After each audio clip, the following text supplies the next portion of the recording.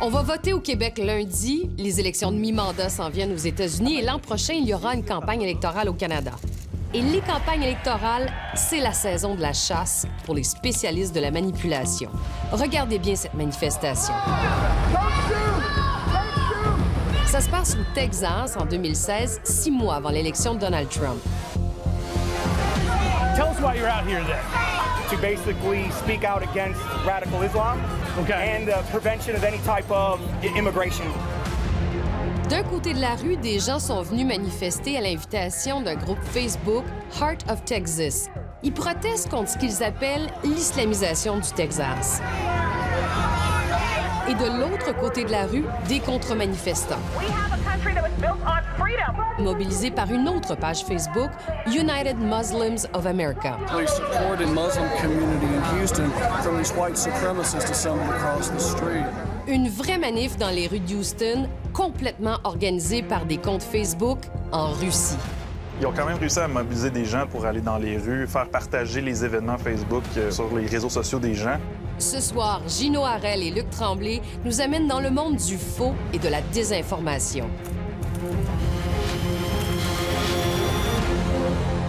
Bienvenue à Enquête. You are fake news.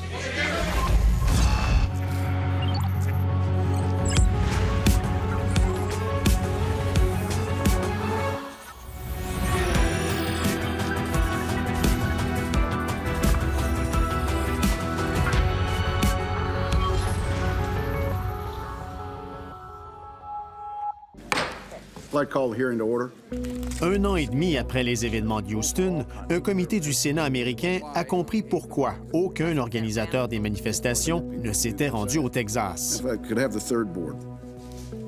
It's hard to attend an event in Houston, Texas, when you're trolling from a site in St. Petersburg, Russia. Les groupes Heart of Texas et United Muslims of America étaient donc contrôlés à distance par des Russes. En fait, ces deux groupes activistes-là n'existent pas.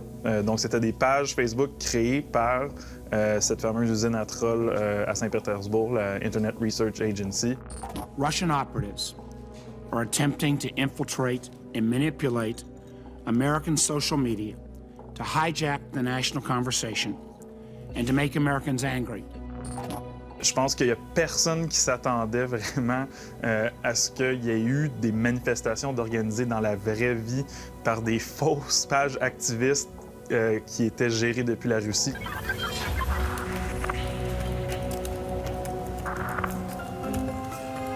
Comment départager le vrai du faux? Le décor derrière moi est faux. Mais au cours des derniers mois, on a mené une vraie démarche journalistique dans le but de découvrir les dangers du faux. Vous me suivez? Ça nous a permis de voir que la désinformation commence aussi à faire son œuvre jusqu'ici, au Canada. Du sommet du G7 en juin dernier jusqu'à un site Internet montréalais surveillé par l'OTAN parce qu'il publierait des articles pro-Russie. Mais revenons d'abord aux États-Unis. L'opération des faux comptes de réseaux sociaux là-bas a vraiment fonctionné et pour pas cher. Establishing these two competing groups, paying for the ads, and causing this disruptive event in Houston cost Russia about $200. L'objectif de la Russie, c'est donc de déstabiliser nos sociétés, de les fracturer. C'est ce que j'appelle, pour ma part, une propagande de pyromane. L'idée, c'est que vraiment, on va jeter de l'huile sur le feu. L'objectif, c'est pas du tout d'essayer de convaincre qu'il faut défendre les droits des homosexuels ou défendre le contrôle de l'armement ou le contraire. À la limite, les Russes s'en moquent éperdument. Ce qui leur importe, c'est de faire en sorte que l'agressivité entre les deux camps soit de plus en plus forte et que tout ça fracture nos sociétés.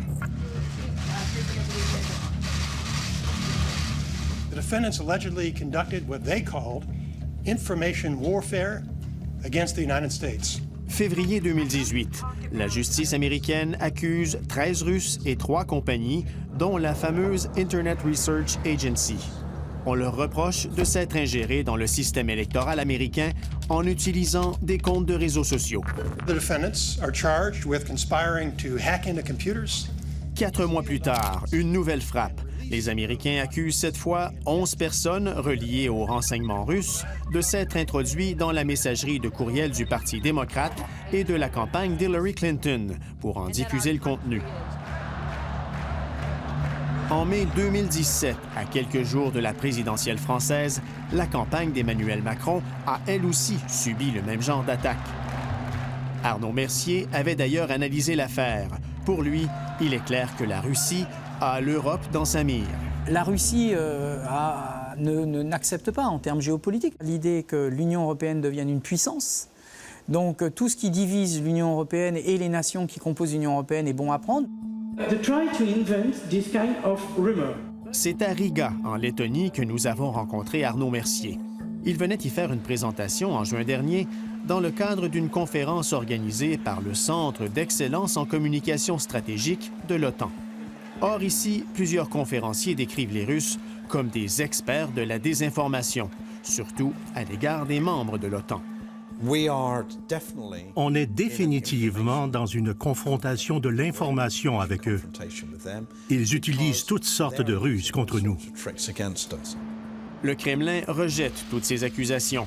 Une porte-parole de Moscou a déclaré début 2018 « La Russie ne s'est jamais ingérée et ne s'ingérera jamais dans les élections d'autres pays, car c'est contraire aux principes fondamentaux de la politique étrangère russe. » Ils nient toujours tout. Ils calculent que les critiques qu'ils reçoivent pour ce qu'ils font leur font moins de tort que les bénéfices qu'ils croient pouvoir en retirer. Pour Mark Leahy, aucun pays n'est à l'abri de la désinformation, et ça peut venir de n'importe où. Ceux qui font de la désinformation sur les réseaux sociaux le font parce que ce n'est pas cher et qu'on peut le nier. Pourquoi ne pas le faire? C'est ça qui est horrible. Je crois que le Canada devrait prendre ça au sérieux, comme tout autre pays d'ailleurs. Parce que quiconque veut jouer dur avec vous va tout de suite penser aux médias sociaux. You solemnly swear or affirm that the testimony you'll give to this committee will be the truth, the whole truth, and nothing but the truth. So help you God. À Washington, le Congrès américain a documenté l'ampleur des faux comptes Twitter russes. Il y en avait des milliers. The board behind me shows just a few of the over 2,700 Twitter users that you have discovered so far that are connected to the Kremlin's Internet Research Agency.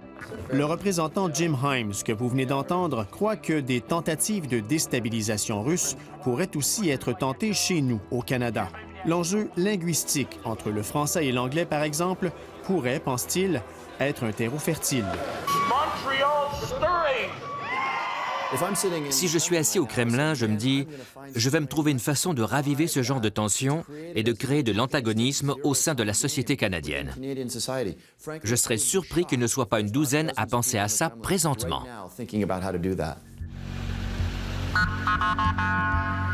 Lors de la tragédie de la mosquée de Québec, plusieurs faux comptes russes, fermés depuis par Twitter, ont profité de l'attentat dans les heures qui ont suivi pour propager des fausses nouvelles. Comme celle-ci qui pose la question « mieux qu'aux États-Unis » et qui affirme faussement que le tireur a crié « Allahu Akbar ».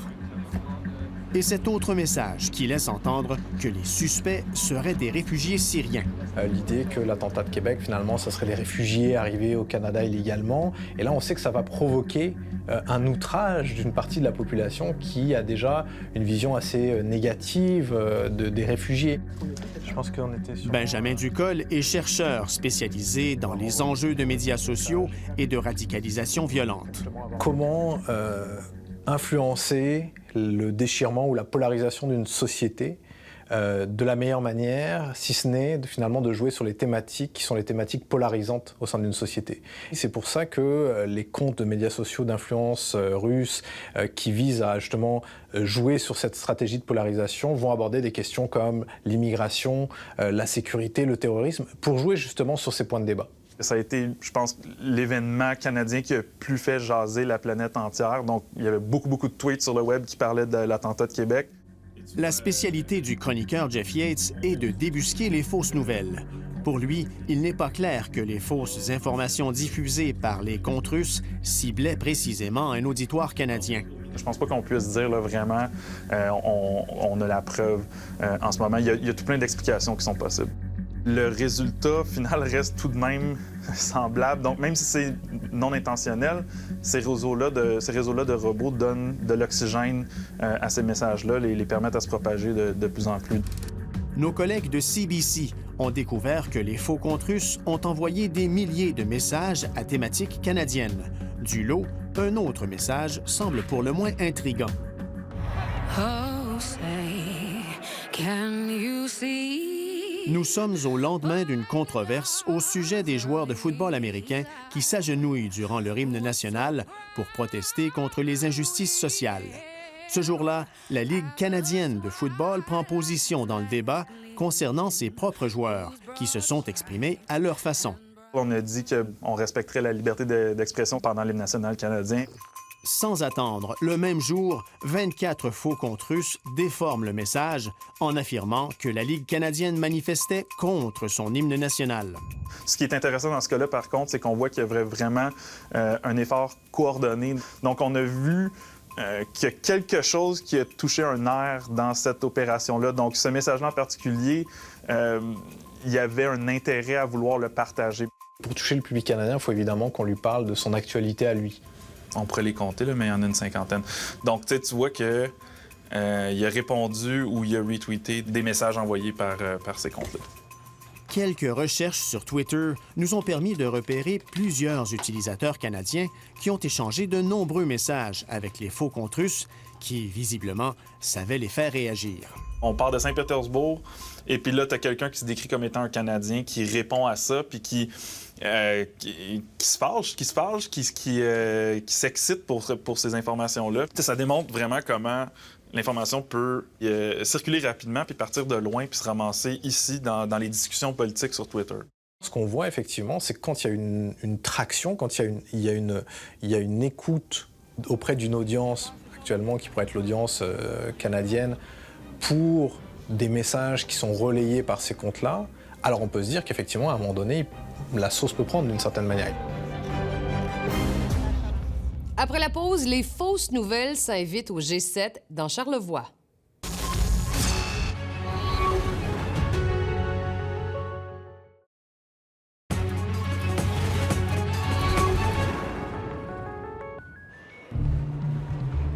Ces actions inacceptables sont en train de faire mal à ses propres citoyens. On est à la veille du sommet du G7 dans Charlevoix. Le premier ministre Trudeau reçoit son homologue français sur fond de guerre commerciale avec les États-Unis. Si nous ne réagissions pas à la décision unilatérale et illégale américaine, nous renoncerions collectivement à notre souveraineté. European Union treats us very unfairly. Canada, very unfairly. L'incertitude plane sur la présence de Donald Trump à la table. On sait que le président Trump aime être imprévisible par moment, mais toutes les indications sont qu'il sera là. C'est le genre d'événement qui génère énormément d'attention dans les médias du monde entier, mais aussi sur les réseaux sociaux. C'est toi qui l'avais, Sarah Jeanne? Ah, je viens de le trouver. On a donc décidé d'en profiter pour surveiller le web en temps réel, pour voir la rapidité avec laquelle les nouvelles du G7 se répandront, avec une attention particulière, bien sûr, sur celles qui nous apparaissent douteuses. Vous allez être nos yeux puis nos oreilles aujourd'hui. Vous avez chacun là, des mots-clés, des comptes à suivre. Avec notre collègue Jeff Yates, on a réuni une demi-douzaine d'étudiants pour nous aider à suivre le fil des événements. Si vous voyez quelque chose qui a l'air un peu louche, levez votre main puis on va regarder ça ensemble. Histoire de ne rien manquer, on a aussi demandé au professeur de journalisme Jean-Hugues Roy de concevoir un programme informatique qui recueillera tous les messages qui passeront sur Twitter pour quelques dizaines de mots-clés pertinents au G7 pendant 72 heures. G7 Summit en anglais, la Malbaie, Charlevoix, évidemment G7, manifestation, et quand il en trouve, il les emmagasine dans une base de données. Ça, je laisserai le premier ministre Trudeau qui préside ce G7 dire. Peu de temps après le point de presse pré-sommet de Justin Trudeau et Emmanuel Macron, une fausse nouvelle plutôt bizarre commence à faire son chemin sur les réseaux sociaux. Regardez bien cet extrait repris par un compte Twitter dans les heures suivantes et trouvez l'erreur.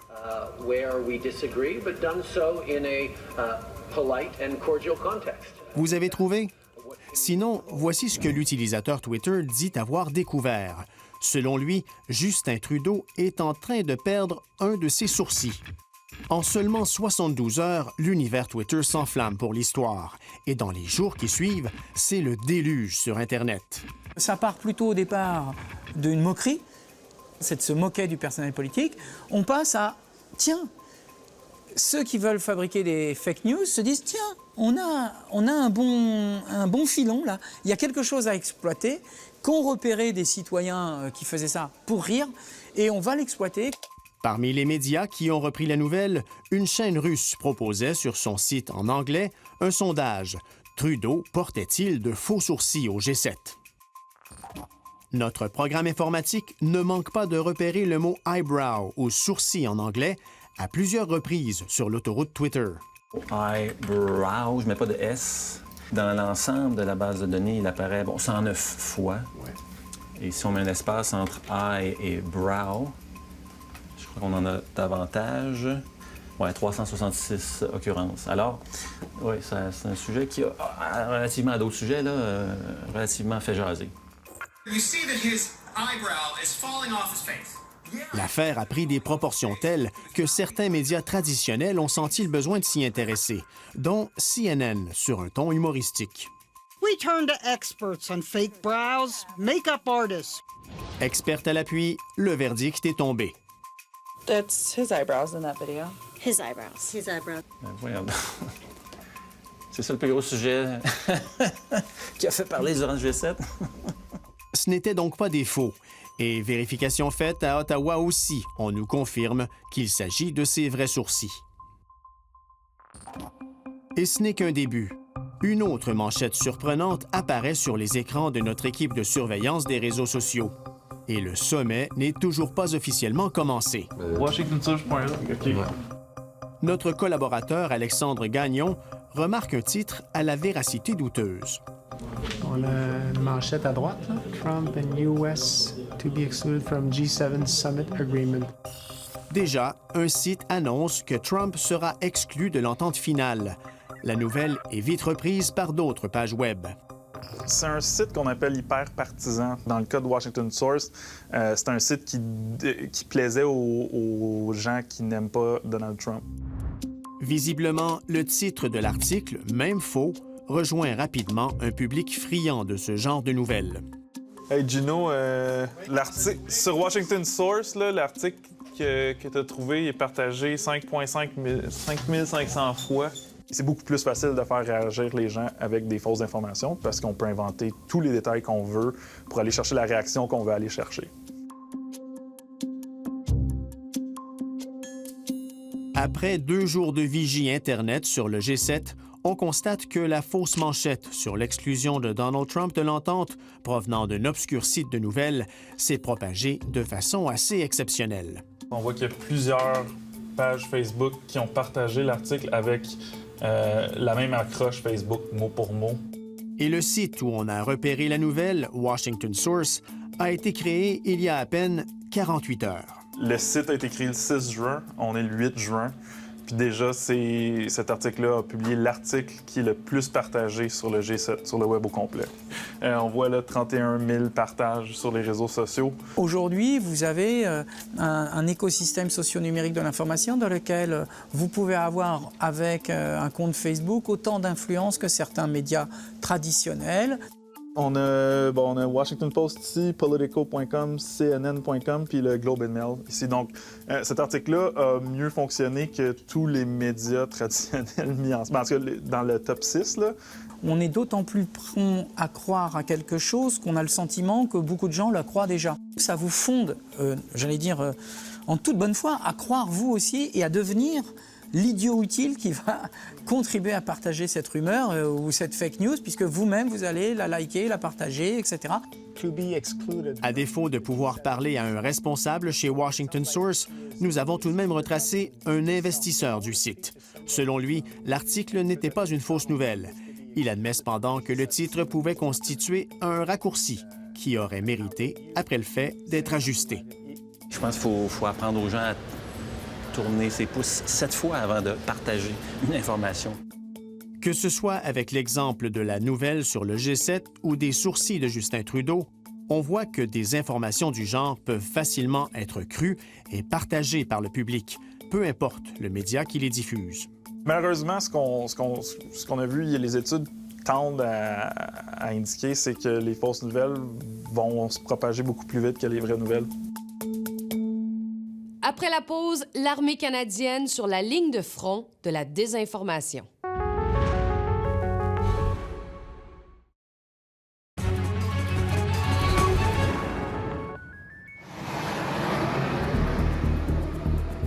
Juin 2018, des troupes américaines et d'autres pays alliés se déploient dans les pays baltes voisins de la Russie.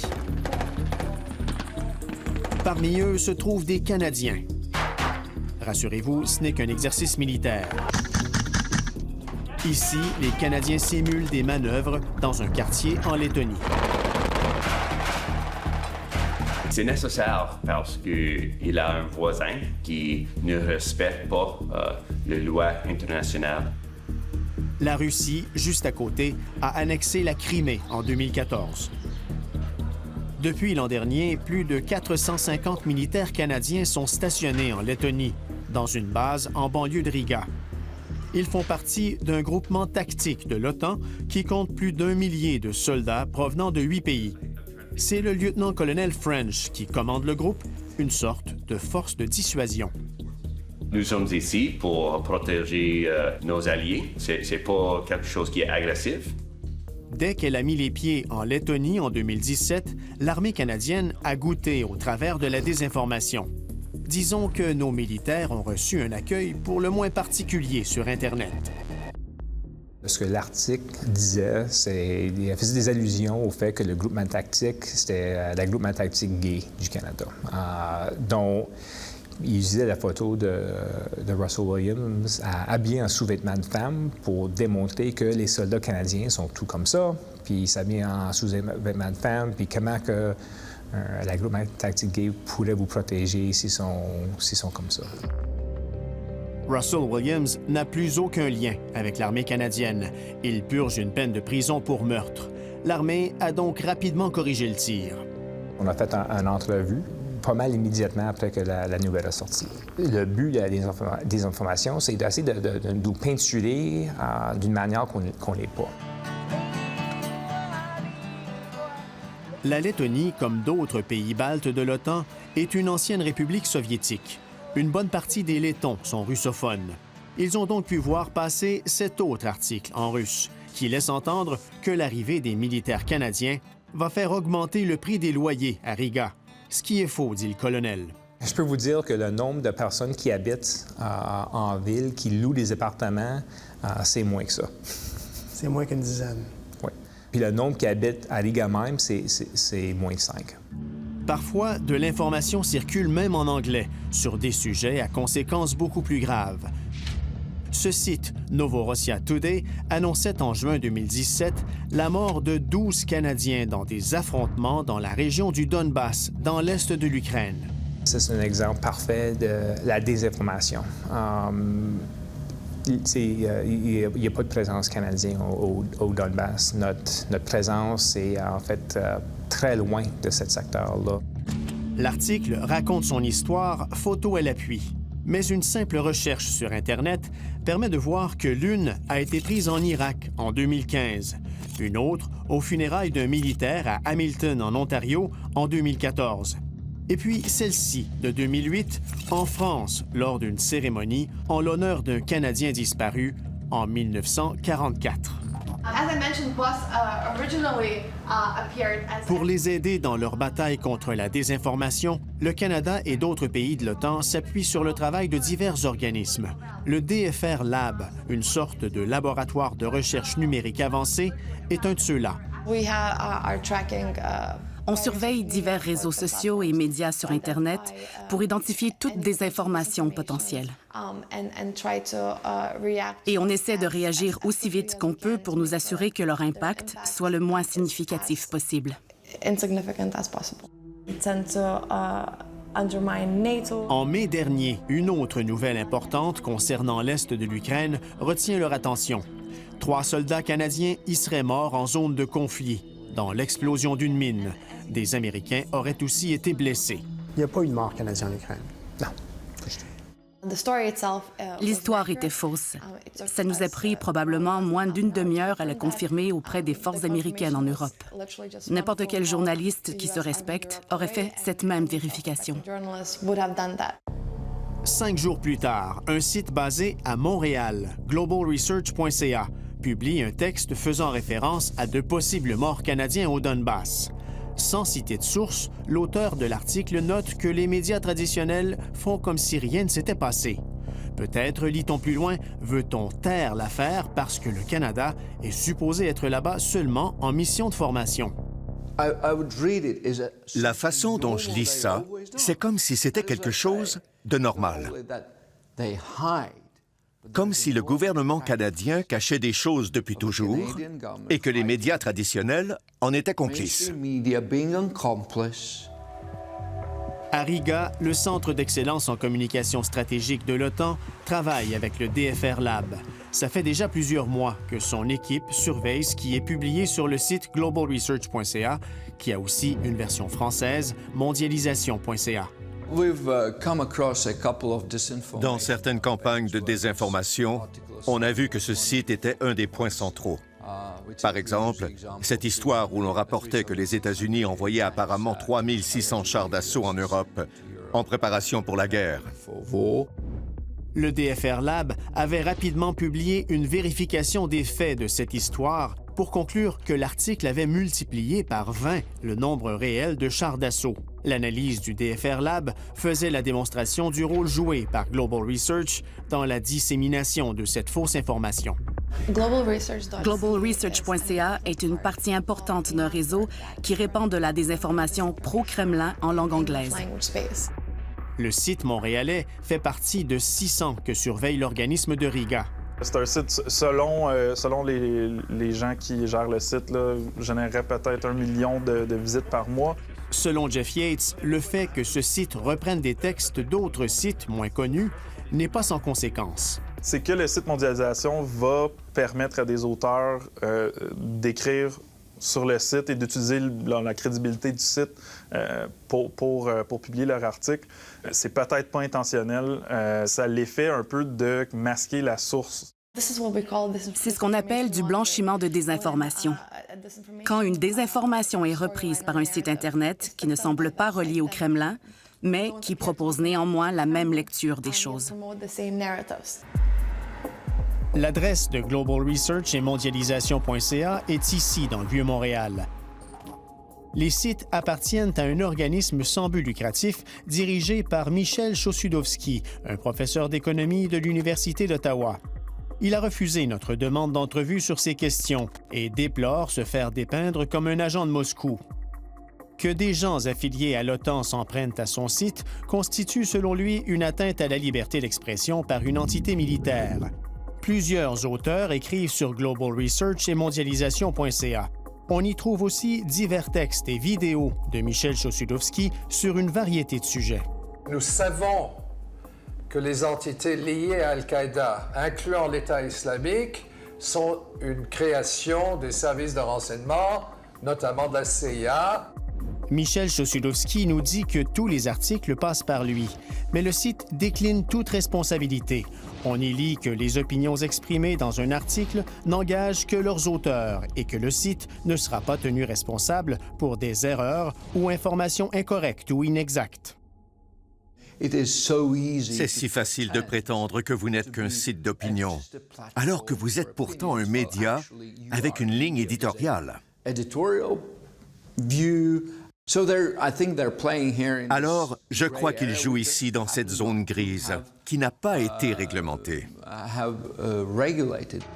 Plus d'1 an et demi après sa publication, l'article sur les chars d'assaut américains a été corrigé, le mois dernier en fait. Le nombre de 3600 chars n'apparaît plus. Michel Chossudovski dit qu'il y avait eu confusion dans les nombres. Sur le terrain, en Lettonie, les soldats canadiens doivent poursuivre leur mission en tenant compte des effets que peuvent avoir les fausses nouvelles sur la population. À quel point est-ce important pour les pays de l'OTAN d'avoir l'appui des gens dans les populations locales lors de vos exercices? C'est fondamental. Il faut qu'ils appuient l'OTAN, parce que ce sont eux qui financent ses budgets et qui lui fournissent ses soldats. Est-ce que vous sentez que vous avez présentement l'appui de la population locale? D'après moi, oui, parce que de tout ce temps, j'ai des bonnes réactions quand je parle à la population. Petit coup de sonde dans les rues de Riga. Вы знаете о том, что база НАТО здесь есть. Что вы об этом думаете? Шумно очень. Я там недалеко работаю. Ils font beaucoup de bruit. Je travaille à côté et je pense que ce serait mieux de donner cet argent aux gens. Не в технике. Je pense que cette situation irrite la Russie, mais je pense que la présence de l'OTAN est nécessaire. Autrement, personne ne pourra retenir la Russie. La base, ce sont les Américains qui sont venus ici pour défendre notre patrie, comme on dit. Mais nous défendre de qui? Mais si nous coopérions avec la Russie, ce serait mieux. L'enjeu ne semble donc pas faire l'unanimité et certains lettons russophones paraissent encore attachés à la Russie. Dans ce débat où chacun a droit à son opinion, une chose demeure. Tous devront à tout le moins s'entendre sur ce qui est vrai et ce qui est faux. Après la pause, Facebook répond à nos questions.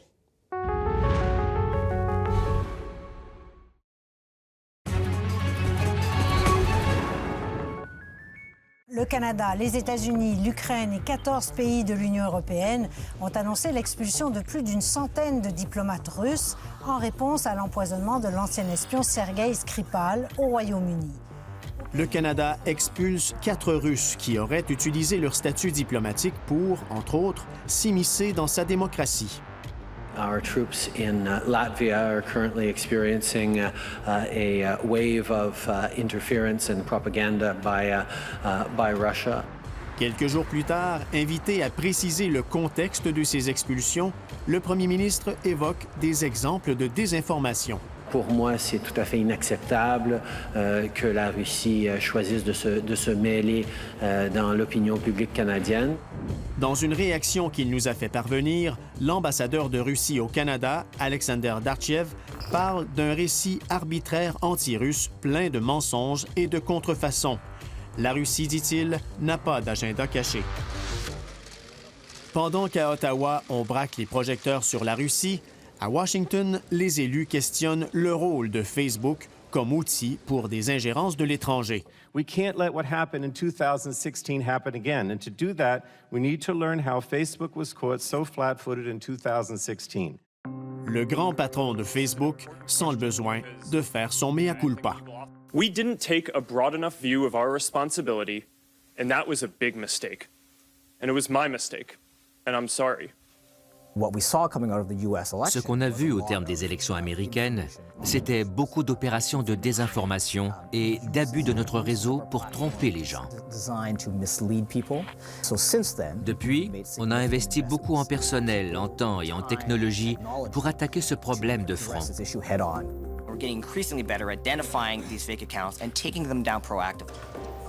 Facebook a aussi dû témoigner devant le Parlement canadien. Durant le premier trimestre de 2018, on a désactivé environ 583 millions de faux comptes en seulement 3 mois. En prévision des élections au Canada, Facebook dit avoir mis en place une adresse courriel d'urgence pour les candidats et partis politiques afin de prévenir les risques de piratage de leur page Facebook. An announcement by Facebook that it is shutting down dozens of Facebook and Instagram accounts believed to be run by Russians. En juillet dernier, à quelques mois des élections américaines de mi-mandat, Facebook a fermé 32 autres comptes et pages d'utilisateurs en faisant des liens avec l'affaire des faux comptes russes de 2016. Ça ressemblait à ce qui est arrivé en 2016, mais c'était différent. C'est clair que même si on est maintenant meilleur pour identifier les risques, nos adversaires ont aussi évolué dans leurs méthodes. Par exemple, ils utilisent des téléphones cellulaires pour dissimuler leur localisation. L'an dernier, une des agences canadiennes du renseignement, le Centre de la sécurité des télécommunications, a indiqué dans un rapport être aux aguets contre les cybermenaces visant le processus démocratique lors d'élections au Canada. Vous attendez-vous à ce que le processus électoral de 2019 au Canada l'an prochain soit la cible de tentatives de manipulation de l'étranger? La tendance est à la hausse de manipulation par l'étranger. Si vous parlez d'États venir faire de l'interférence au Canada, c'est quelque chose qu'on a à l'œil. André Boucher rappelle que le Canada, avec son siège au G7 et à l'OTAN par exemple, pourrait attirer l'attention de certains. Si à ce moment-là, on est le sujet, on est au centre de la conversation internationale, ça augmente les chances en fait que d'autres intervenants essaient de venir interférer dans nos conversations démocratiques. Si vous me demandez si on a vu des faux comptes qui tentent spécifiquement d'influencer une élection au Canada, je peux vous dire qu'on n'a pas vu au Canada ce genre d'activité inauthentique et coordonnée. Le Canada n'est pas pour autant épargné par les faux comptes étrangers. Le mois dernier, Jeff Yates a jeté un œil sur plusieurs comptes, iraniens cette fois, fermés par Facebook.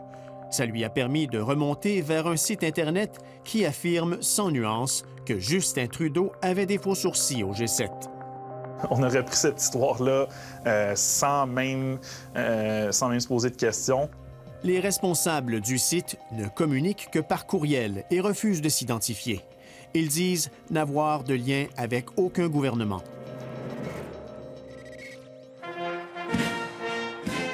En France, le président a décidé de prendre les grands moyens contre la désinformation. En mai 2017, Emmanuel Macron n'avait toujours pas digéré ce qu'il percevait comme une intervention de médias russes dans sa campagne présidentielle. Il leur avait d'ailleurs fait savoir lors d'un point de presse tout juste à côté de son homologue russe.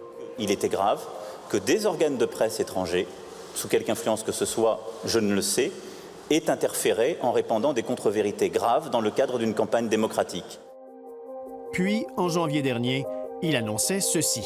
J'ai décidé que nous allions faire évoluer notre dispositif juridique pour protéger la vie démocratique de ces fausses nouvelles. Un texte de loi sera prochainement déposé à ce sujet.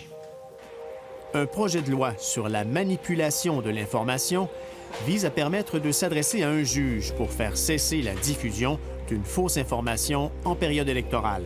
C'est un message très clair, c'est à tous ceux qui fabriquent des fake news, c'est leur dire, les gars, open bar, c'est terminé, maintenant, vous rentrez plus, c'est pas gratuit, ça sera risqué, il y aura un coût. Nous passons à l'intervention de M. Nicolas Dupont-Aignan. Certains évoquent une atteinte à la liberté d'expression. Vous allez donner le pouvoir au juge, le pouvoir de dire quelle est la vérité. Est-ce une fausse information ou n'est-ce pas une fausse information? Je suis partagé. La liberté d'expression, c'est un de nos droits les plus précieux. Alors, pour le limiter, ça prend des raisons, de maudites bonnes raisons. Les gens qui font ça volontairement, ils abusent de leur liberté d'expression, ils abusent de leurs droits. Ça me dérange. Mais ça me dérangerait aussi qu'on limite la liberté d'expression. Devrait-on censurer les fausses nouvelles? On en parle tout de suite après cette pause.